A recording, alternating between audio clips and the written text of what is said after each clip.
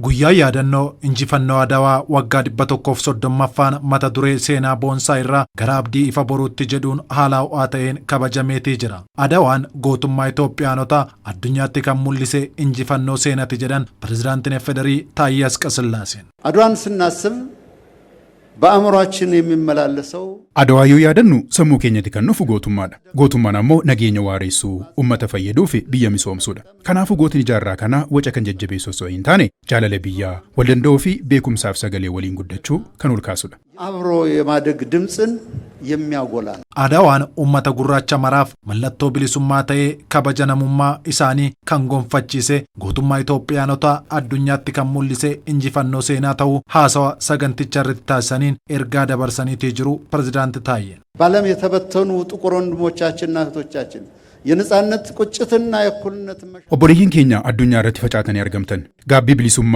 ወልቂጡማ ፌዱዳን አቦቲን ኬኛ ድሬ ወራና ረቲ ጎቱማ ኩማ ገርሲሰኒ ጎትን ጃራ ከናሞ ዋምቸ ሰነ ሁበቹን ቤኩምሳን ብየ ጉዲሱዳን ዴቢሱ ቀምና ሂካዶዋ እኒ ሐራ በዳዲና ሚደክሱ ጎቸ ደሎተ ዱፉፍ ሐፉ ራወቹፊ ደበርሱዳ እና ለቀጣይ ትውልድ የሚተርፍ አኩሪ ተግባር መፈጸምና ማስተላለፍ ነው። injifannoon Adawaa boqonnaa seenaa jaalalaa fi gootummaa Itoophiyaanotaa addunyaatti kan agarsiise ta'uu eeruudhaan gootummaa kaleessaa Adawaa irratti mul'ate dinagdee cimaadhaan yoo hin deeggaramin hiikkaa hin qabu waan ta'eef hojii misoomatiin cimnee hojjechuu qabna jedhan. ትናንት በአድዋ አውድማ ላይ የተገኘ ወታደራዊ ድል Kaleessa gootummaan dirree waraanaa irratti argame har'a dinagdee fi siyaasaa yoo hin deeggaramin hiika guutuu hin qabaatu. Dheebuun dinagdee biyya keenyaa kan milkaa'uu fi abdiin lammiilee miiliyoona 100 fi miiliyoona 20 ifa kan ta'u Itoophiyaan teessummaan hidhamtee yoo hin hafne yoo mirkaneeffannedha. በየብስ እግረ ሙቅ ያለመታሰሯን ስናረጋግጥ ብቻ ነው። Injifannoon Adawaa wantoota nutti agarsiise keessaa inni tokko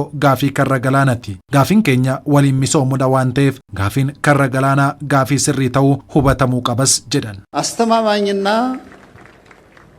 ዘላቂ የባህር በር የማግኘት መብታችን mirgi keenya karra galaanaa amansiisaa fi itti fufiinsa qabu argachuun injifannoo Adawaa waan nu dhaalchise birmadummaa irraatii waan gargar hin baanedha. Bara meeqa yaallus bara meeqa nurraa gargar ba'uu kan hin dandeenye haqa jirudha. Daandiin keenyaa fi ga'umsi keenyas waliin misoomuudha. Kanaafuu gaaffiin karra galaanaa keenya gaaffii haqaa fi seenaa akka ta'e hubachuun fedhii bara kanaa qofaan osoo hin taane dhimma birmadummaa dhaloota kanaa ta'uusaa hubachuu murteessaadha. ሐሳቡም የዚህ ዘመን ፍላጎት ብቻ ሳይሆን የትውልድ ህልውና ጉዳይ መሆኑን መረዳት ወሳኝ